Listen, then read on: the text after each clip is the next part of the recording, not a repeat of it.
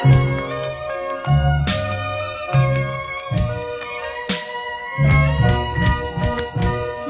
ោកញីឈ្មោលវាបលហៅគ្នា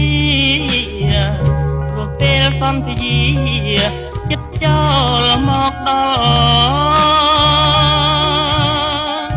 វិលរកត្រនំធ្លាប់ទុំសុកសផុតទុកអំពុលដែលផ្ដល់ឲ្យយើងប្រាថ្នាកម្មកាចអាស្រូវរស់នៅពីថ្ងៃត្រូវព្រៀនចង្រៃដេញតាមប្រហាឲ្យយើងនេះរៀងប្រះព្រាត់ចោលគ្នាតែយើងសច្ចាប្រាថ្នាសូមជួបមកគ្រប់ជាតិរាំងអើយមើលចុះព្រៀនមនុស្សព្រៀនសត្វលួចគេបំបត្តិផ្លាស់ប្ដូរគ្រប់ស្នៀតបញ្ញីទុកច្បាល់ឲ្យរួមចង់អៀតដាច់មិនពីឃាតទាំងគូទៅស្រណោះត្រូវទុំច្រៀងសុំម្ចាស់ស្រែ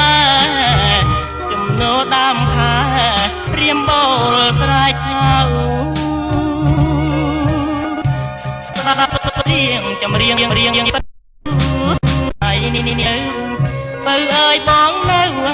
ពួងមក